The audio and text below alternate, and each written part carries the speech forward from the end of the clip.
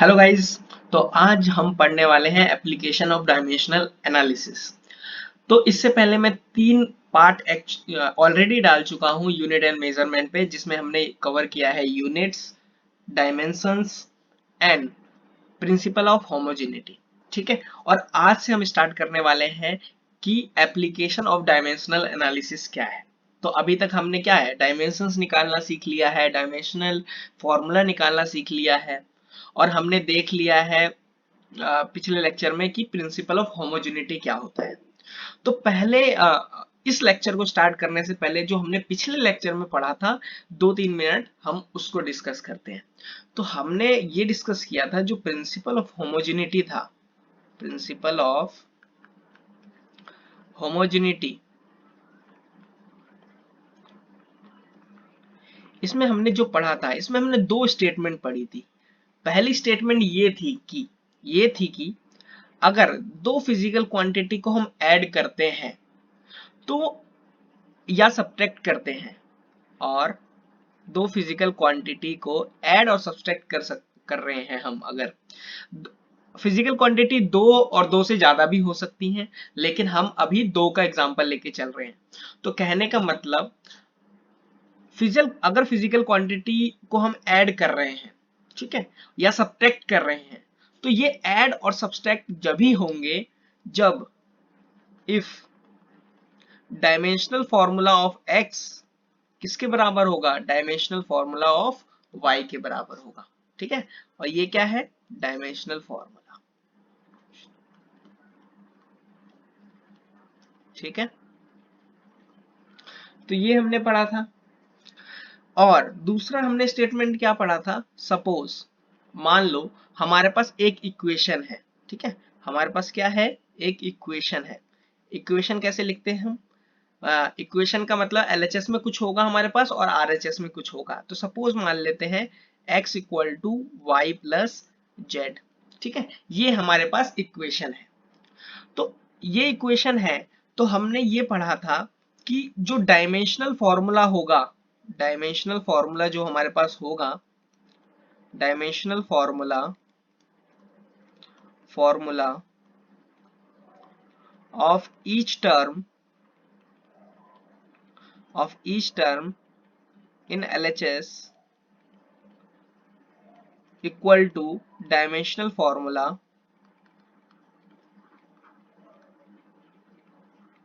of each term in RHS। तो इसमें हमने ये पढ़ा था कि LHS में कुछ टर्म्स होंगे, जैसे कि LHS में यहाँ पर कौन सा टर्म है, x, और RHS में यहाँ पर क्या है, y और z है। तो जो टर्म्स LHS में होंगे उसके डायमेंशनल फॉर्मूला इक्वल होंगे, किसके किसके इक्वल होंगे, जो आरएचएस में जितने टर्म्स होंगे ना उनके डायमेंशनल फॉर्मूला के इक्वल होंगे। जैसे यहाँ पर x का डायमेंशनल फॉर्मूला जो होगा वही किसका होगा, y का होगा, और वही z का होगा। ठीक है, यही यही हमने लिखा है कि जो एलएचएस में होंगे, जो एलएचएस में होंगे उसका जो डायमेंशनल फॉर्मूला होगा वही डायमेंशनल फॉर्मूला होगा y का भी, वही डायमेंशनल फॉर्मूला होगा z का भी। ठीक है, अच्छा सपोज कि हम एक और एग्जांपल से मैं आपको समझाने की कोशिश करता हूं। सपोज मान लेते हैं, एक एग्जांपल लेते हैं। ठीक है, मान लो कि ऐसा कुछ है, x plus Y equal to A plus B. तो देखो यह अब एलएचएस में इस बार कितने टर्म है, एलएचएस ये है, एलएचएस ये है, और ये क्या है, आरएचएस। तो एलएचएस में इसमें इस बार 2 टर्म है, एक ये और एक ये। ठीक है, तो जो डायमेंशनल फॉर्मूला x का होगा वही डायमेंशनल फॉर्मूला y का होगा। क्यों, क्योंकि ये दोनों ऐड हो रहे हैं। ठीक है, ये तो हमारा फर्स्ट स्टेटमेंट बोलता है। दूसरा स्टेटमेंट क्या बोलता है कि एलएचएस में जितने टर्म्स होंगे x और y, इनका जो डायमेंशनल फॉर्मूला होगा वही डायमेंशनल फॉर्मूला होगा जो आरएचएस में होंगे सबका, ईच टर्म का। तो a का भी जो डायमेंशनल फॉर्मूला होगा और इक्वल होगा b के। ठीक है। तो x का जो डायमेंशनल फॉर्मूला होगा वही a का होगा, वही y का होगा, वही b का होगा। मतलब आपस में सबका डायमेंशनल फॉर्मूला सेम होगा, ठीक है। या फिर हम क्या करेंगे, माइनस कर लो, x minus Y a minus B. तो क्या होगा कि इन्होंने ये बोला है कि डायमेंशनल फॉर्मूला जो है LHS में जो इस टर्म का होगा, है ना, जितने जितने टर्म्स भी हैं LHS में उनका डायमेंशनल फॉर्मूला सेम होगा, और वही डायमेंशनल फॉर्मूला RHS वालों का होगा सारे टर्म्स का। समझ में आया?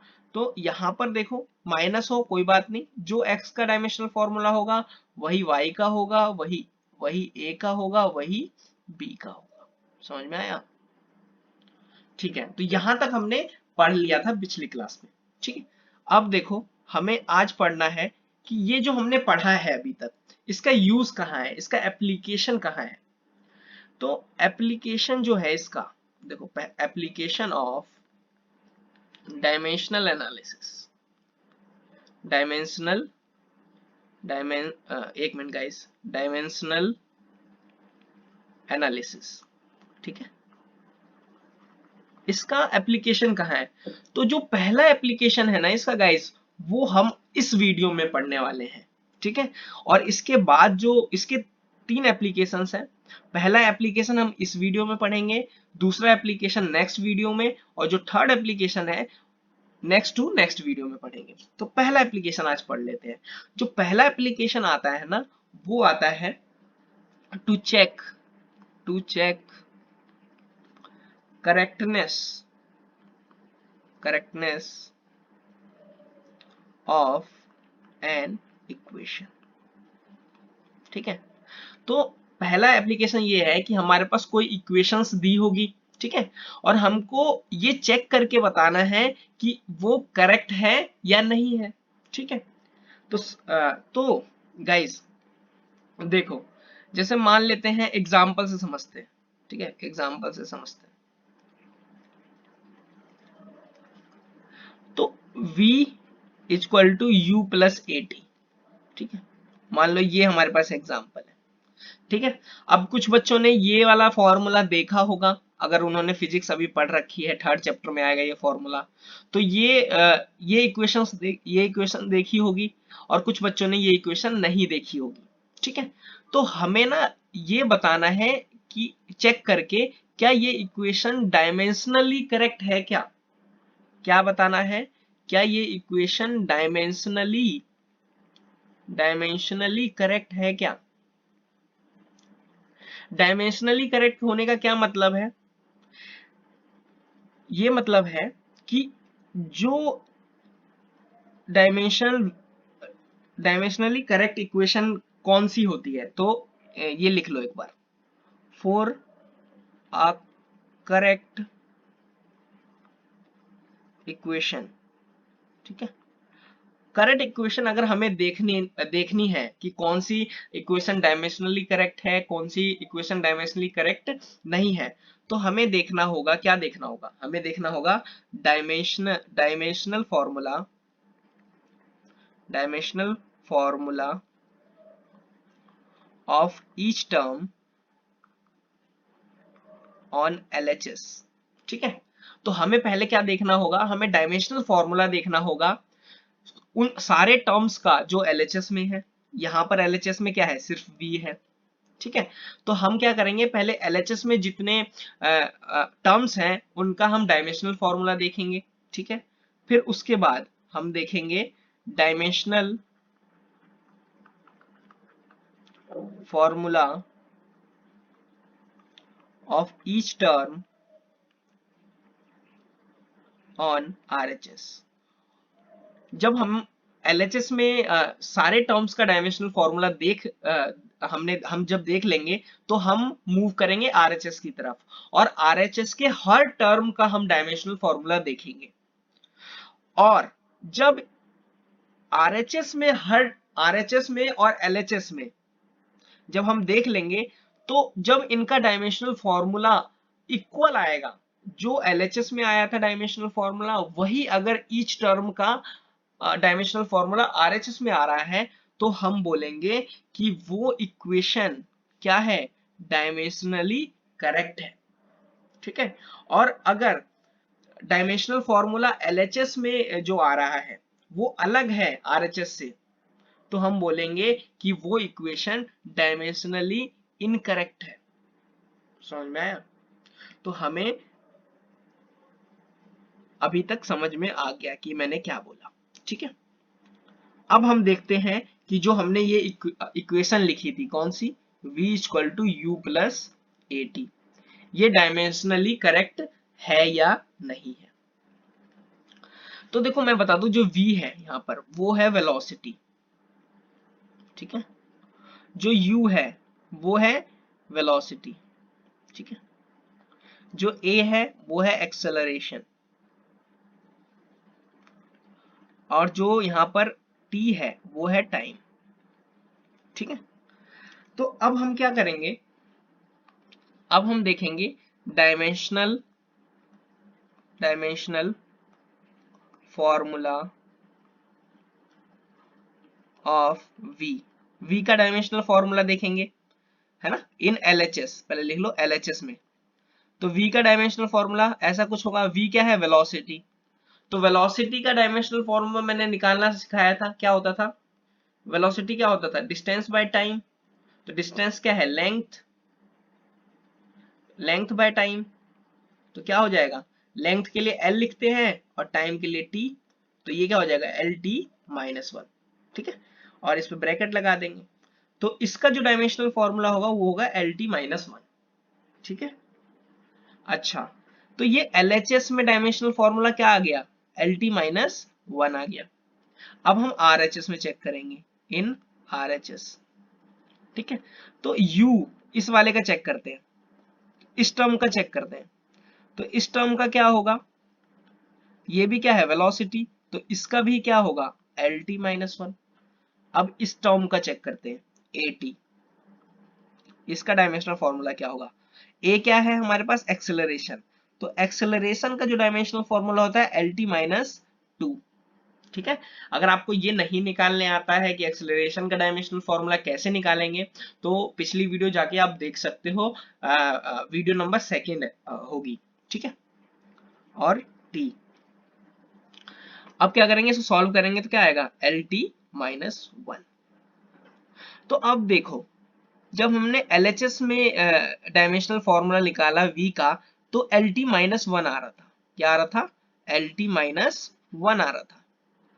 और हमने RHS में गए, RHS में हर टर्म का क्या निकाला, हमने इसका भी डायमेंशनल फॉर्मूला निकाला और इसका भी डायमेंशनल फॉर्मूला निकाला। तो इसका भी dimensional formula L T minus one आ रहा है और इसका भी dimensional formula L T minus one आ रहा है। तो अब हमको ये बोलना है, हमने ये देख लिया कि जो LHS में है, LHS में सारे टर्म्स का जो डायमेंशनल फॉर्मूला आ रहा है L T minus one. By default यहाँ पर एक ही टर्म है, इसीलिए हमने सिर्फ v का निकाला। RHS में हमारे पास दो टर्म है, एक ये टर्म है और एक ये टर्म है। हमने इस टर्म का निकाला तो एल टी माइनस वन आया, और इस टर्म का निकाला तो क्या आया, dimensional formula L T minus one. अच्छा, किसी इक्वेशन को डायमेंशनली करेक्ट होना होता है तो वो कौन सी कंडीशन फॉलो करना होता है उसे, ये बताओ। तो ये देखो, ये वाली कंडीशन देखो, अगर कोई इक्वेशन क्या है, करेक्ट है, क्या डायमेंशनली करेक्ट है, डायमेंशनली करेक्ट है कोई इक्वेशन, तो डायमेंशनल फॉर्मूला जो है क्या है, dimensional formula of each term, सारे टर्म्स का डायमेंशनल फॉर्मूला जो LHS में है वो इक्वल होने चाहिए डायमेंशनल फॉर्मूला सारे के सारे टर्म्स का जो RHS में है।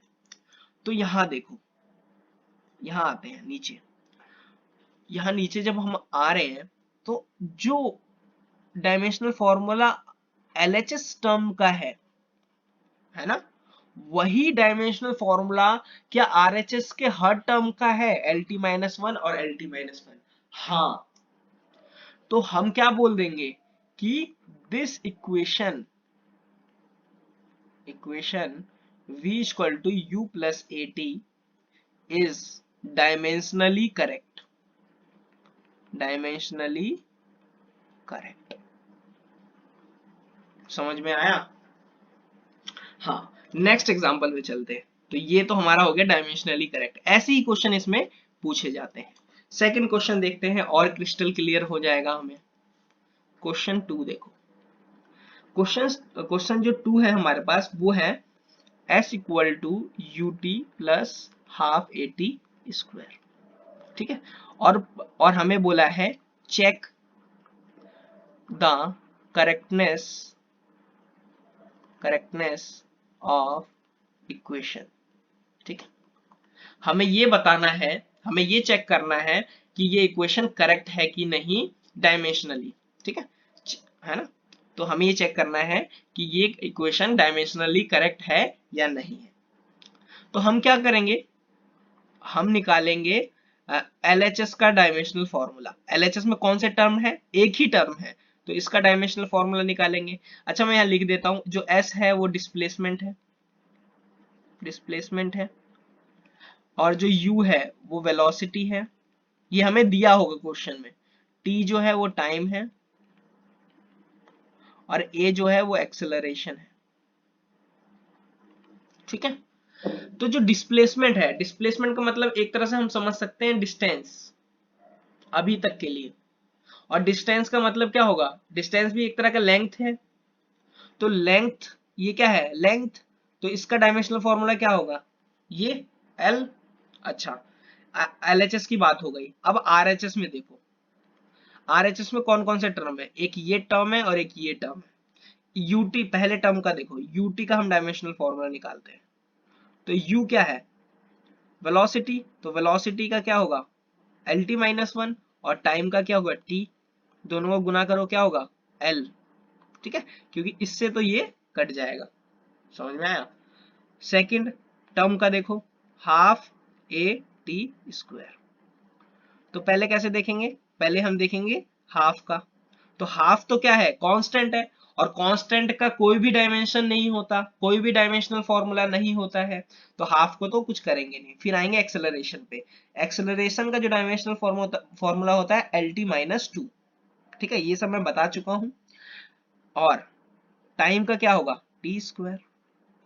अब क्या होगा बताओ, T स्क्वायर, ये कट जाएगा, तो क्या बचेगा L। अब देखो, हमारे पास जो टर्म थे LHS में और सारे के सारे टर्म थे RHS में, क्या सबका डायमेंशनल फॉर्मूला सेम है? हाँ है।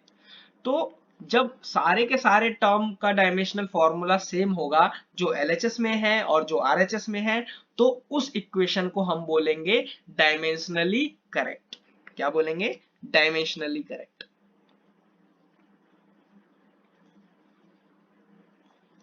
so this equation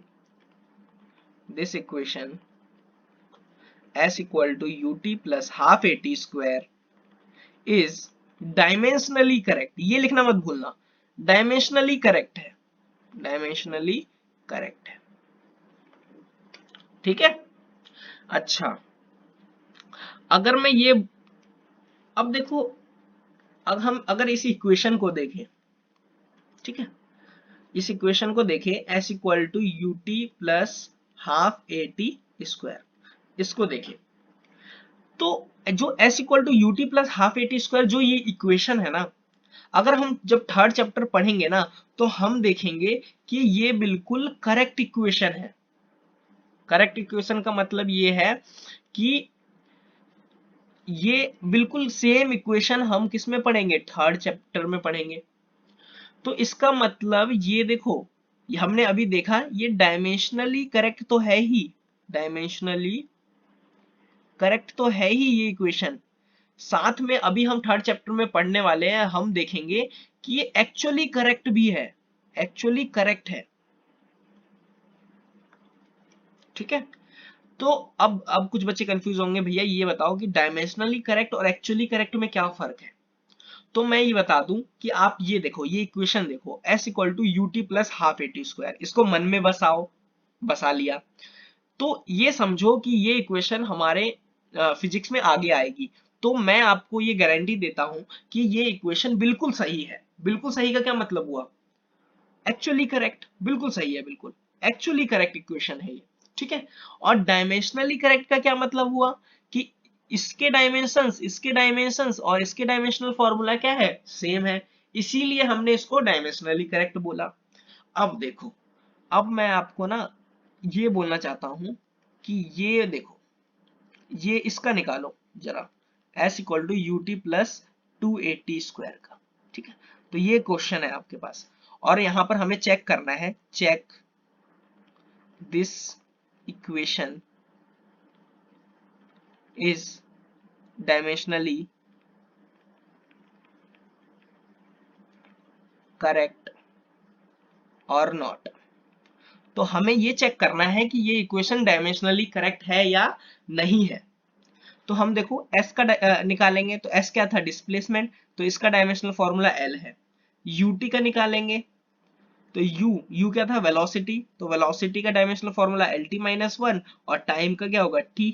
तो इसका जब हम निकालेंगे तो क्या आएगा, डायमेंशनल फॉर्मूला l।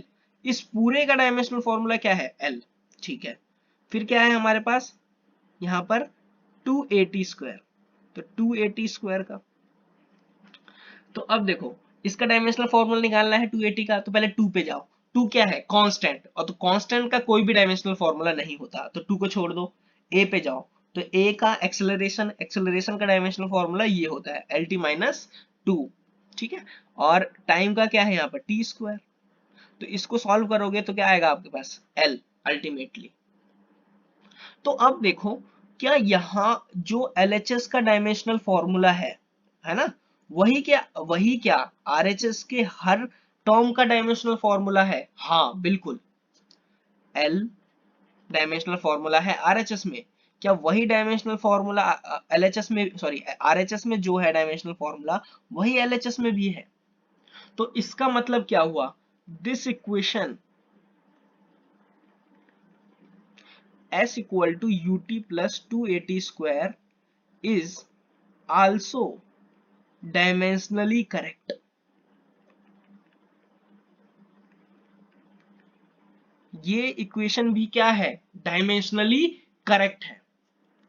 तो डायमेंशनली करेक्ट है, लेकिन गाइस अब देखो, ध्यान से देखना,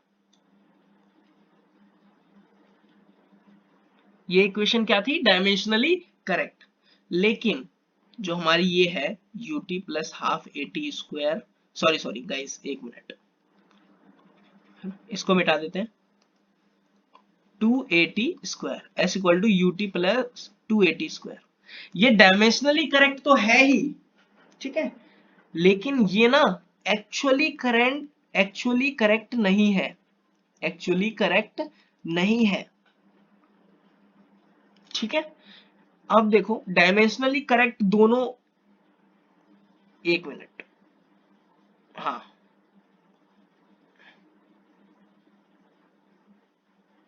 हाँ, अब देखो ये जो थी, ये डायमेंशनली करेक्ट तो था ही, क्यों, क्योंकि इन दोनों इक्वेशन को आप देखो, इसको देखो और इसको देखो, इसमें हाफ है और इसमें क्या है, इसमें 2 है। तो अब हाफ का भी डायमेंशनल फॉर्मूला नहीं होता और 2 का भी डायमेंशनल फॉर्मूला नहीं होता, क्योंकि दोनों कांस्टेंट है। इसीलिए इस इस इक्वेशन, ये दोनों इक्वेशन डायमेंशनली करेक्ट है, क्योंकि कोई फर्क ही नहीं पड़ा, है ना। दोनों का क्या आया, एल आया, LHS में भी डायमेंशनल फॉर्मूला एल आया, RHS में भी एल आया। लेकिन जब हम आगे फिजिक्स पढ़ेंगे तो हम देखेंगे इक्वेशन एक्चुअल में ये होती है, ये नहीं होती है। तो ये डायमेंशनली करेक्ट तो है, लेकिन एक्चुअल करेक्ट नहीं है, समझ में आया। तो गाइस सुनो, अब मेन पॉइंट जो मैं लिखने वाला हूं वो सुनो। तो मेन पॉइंट ये है, मेन पॉइंट गाइस ये है हमारे पास कि ऑल, ठीक है, dimensionally correct, all dimensionally correct equation may or may not be actually correct। देखो इसका क्या मतलब हुआ कि सारे के सारे जो डायमेंशनली करेक्ट है ना, सारे के सारे जो डायमेंशनली करेक्ट इक्वेशन है वो जरूरी नहीं है कि एक्चुअल में करेक्ट हो। क्यों? क्योंकि हमने ये देखा कि s equal to U T plus half A T square लिखो, चाहे s equal to U T plus two A T square लिखो, डायमेंशनली करेक्ट तो ये दोनों हैं, लेकिन एक्चुअल करेक्ट ये है सिर्फ। क्यों? क्योंकि यहां फर्क इसलिए नहीं पड़ा क्योंकि यहां कांस्टेंट था, दोनों ये कांस्टेंट चेंज है, और कांस्टेंट का तो डायमेंशनल फॉर्मूला होता ही नहीं है, इसीलिए डायमेंशनल फॉर्मूला में कोई फर्क नहीं पड़ा इन दोनों इक्वेशंस में। तो ये दोनों इक्वेशन जो थी वो डायमेंशनली करेक्ट तो हो गई, लेकिन इसका मतलब ये नहीं है कि अगर दो इक्वेशन डायमेंशनली करेक्ट है, ठीक है, तो वो दोनों इक्वेशन एक्चुअली करेक्ट भी होंगी। समझ में आया? तो जब भी हम किसी इक्वेशन को चेक करते हैं, है ना, when we check any equation by, मतलब यहां पर हमने क्या लिखना चाहते हैं कि जब भी हम कोई भी इक्वेशन चेक करते हैं, किस मेथड से? डायमेंशनल एनालिसिस के मेथड से। जो हम यहाँ पर चेक कर रहे हैं डायमेंशंस के मेथड से चेक कर रहे हैं कि इक्वेशन करेक्ट है या इनकरेक्ट है, तो हम कभी भी ये कह नहीं सकते कि ये इक्वेशन बिल्कुल ही सही है। हम सिर्फ इतना बोल सकते हैं कि ये इक्वेशन डायमेंशनली करेक्ट है। तो when we check equation by dimensional analysis,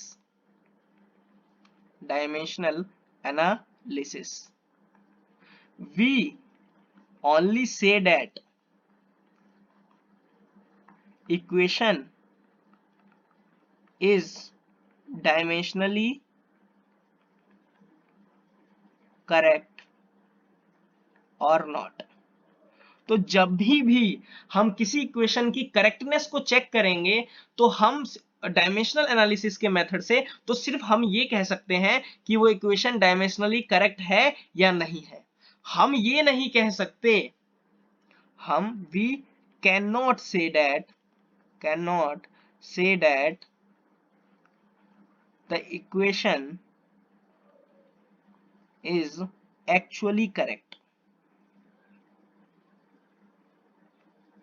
ठीक है, तो हम ये नहीं कह सकते कि वो एक्चुअली करेक्ट होगी, क्योंकि जो s equal to U T plus half A T square था ना, ये एक्चुअली करेक्ट इक्वेशन है।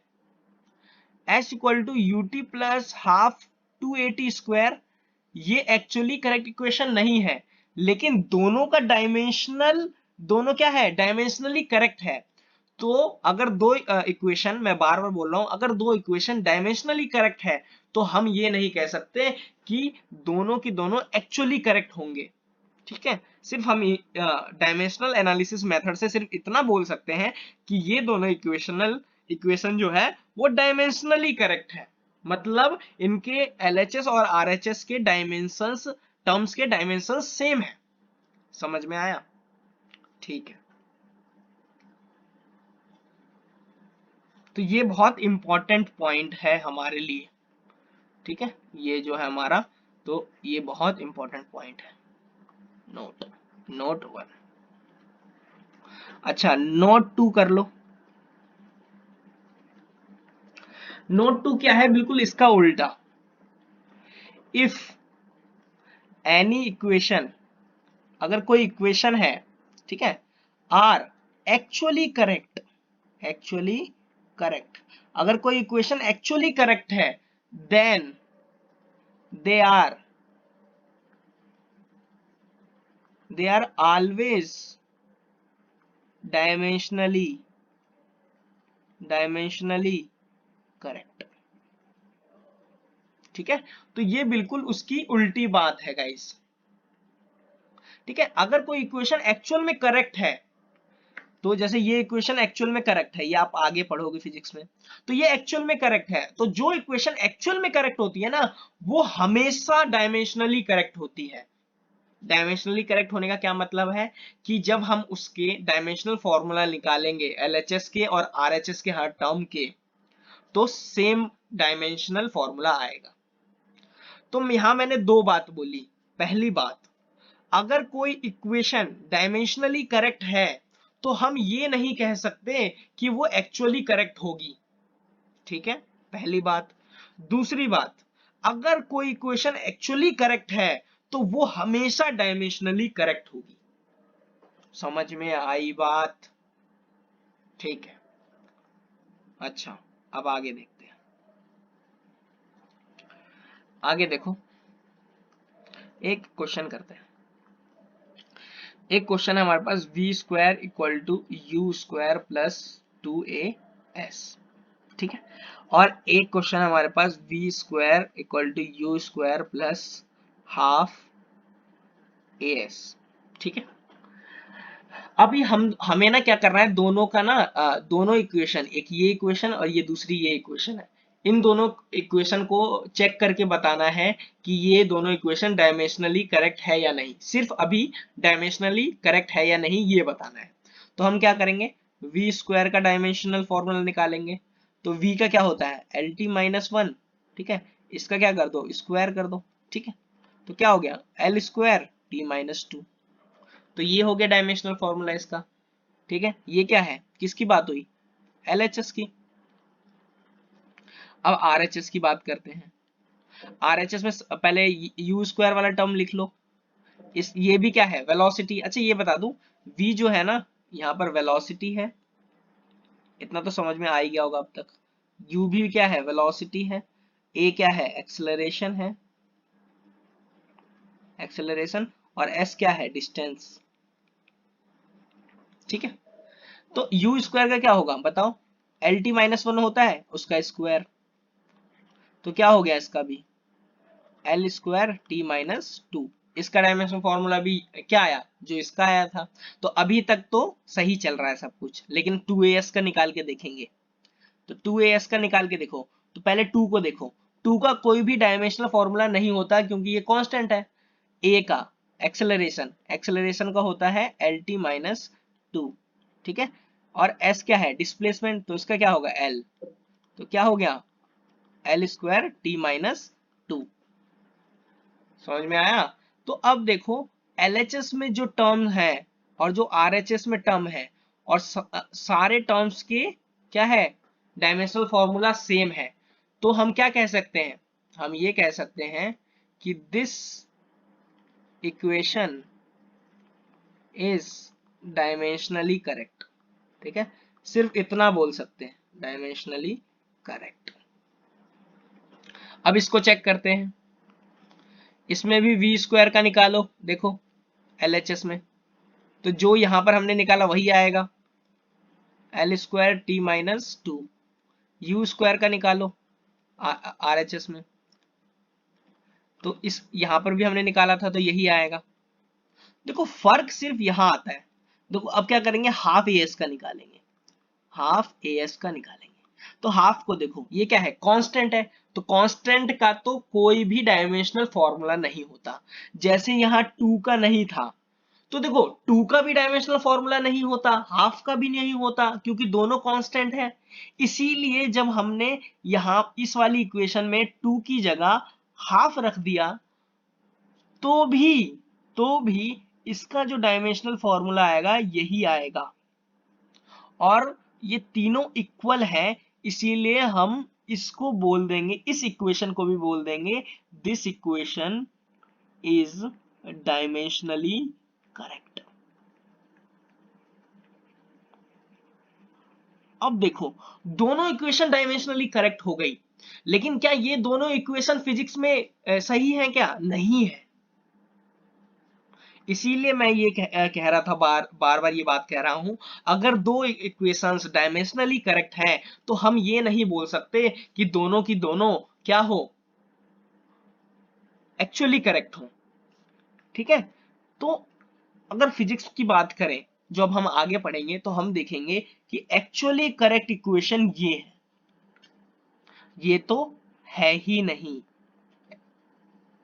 लेकिन डायमेंशनली करेक्ट तो दोनों है। तो अगर कोई इक्वेशन डायमेंशनली करेक्ट हो तो हम बिल्कुल भी नहीं कह सकते कि ये इक्वेशन करेक्ट है। ठीक है, हम सिर्फ इतना बोल पाएंगे कि ये दोनों इक्वेशन डायमेंशनली करेक्ट है। ठीक है, तो अब देखो ये इक्वेशन क्या है, एक्चुअली करेक्ट है। ये हमने कैसे बताया एक्चुअली करेक्ट है, हमने अपने फिजिक्स के ज्ञान से बताया। ठीक है, अगर आप लोगों को नहीं पता तो मेरे पे विश्वास रखो, क्या है ये एक्चुअली करेक्ट है।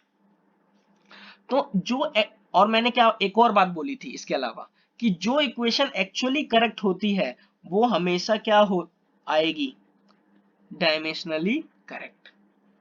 समझ में आया? तो यहां तक हमने 3 एग्जांपल्स देखे हैं। ठीक है, और बहुत अच्छे से मैंने समझाने की कोशिश की। ठीक है, और हमने ये भी देख लिया कि कैसे चेक करना है हमें कि कोई इक्वेशन डायमेंशनली करेक्ट है या नहीं है। और उसके अलावा हमने 2 पॉइंट इंपॉर्टेंट देखे। पहला पॉइंट रिवीजन के लिए बता रहा हूं कि अगर कोई इक्वेशन डायमेंशनली करेक्ट है तो हम ये नहीं कह सकते कि वो एक्चुअली करेक्ट होगी। ठीक है, पहली बात। दूसरी बात, अगर कोई इक्वेशन एक्चुअली करेक्ट है तो हमेशा वो डायमेंशनली करेक्ट होगी। समझ में आया? ठीक है। अच्छा, आपने एक फॉर्मूला तो देखा होगा, एक फॉर्मूला तो देखा होगा फिजिक्स का, F equal to ma, mass into acceleration, बचपन में भी। तो अब देखो ये इक्वेशन हमें चेक करना है कि ये डायमेंशनली करेक्ट है या नहीं है। ठीक है, तो ये देखो फोर्स का अगर आप देखो डायमेंशनल फॉर्मूला, तो देखो इसका ये होता है mlt-2। ठीक है, हमने चेक कर लिया। अब मास और एक्सेलरेशन का चेक करो, ma का चेक करो। तो मास का क्या होगा m, और a का क्या होता है lt-2। तो इसका भी क्या आ गया mlt-2।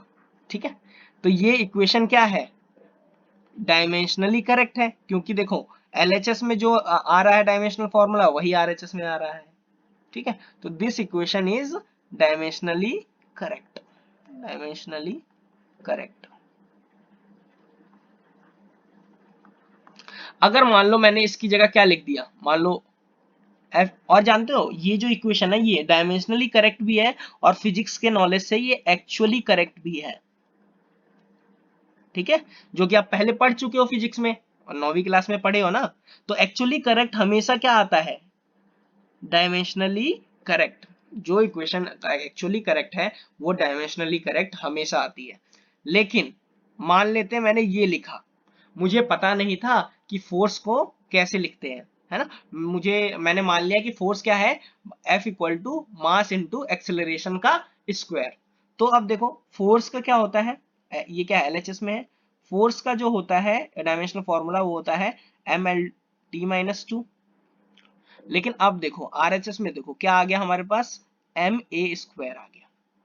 तो m का क्या होता है, ये वाला है ना, कैपिटल M, डायमेंशनल फॉर्मूला, और a का क्या होगा lt-2 का होल स्क्वायर का ब्रैकेट। तो क्या होगा m l²t-4।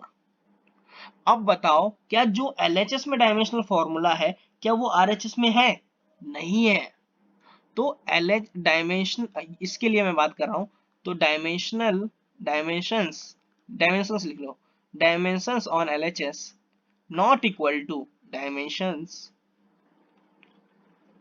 डायमेंशन स्पेलिंग लिख लेना of each term on RHS।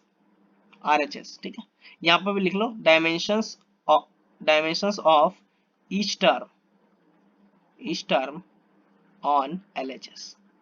ठीक है, तो डायमेंशंस जो है ईच टर्म का LHS में वो इक्वल नहीं है dimensions of each term on RHS।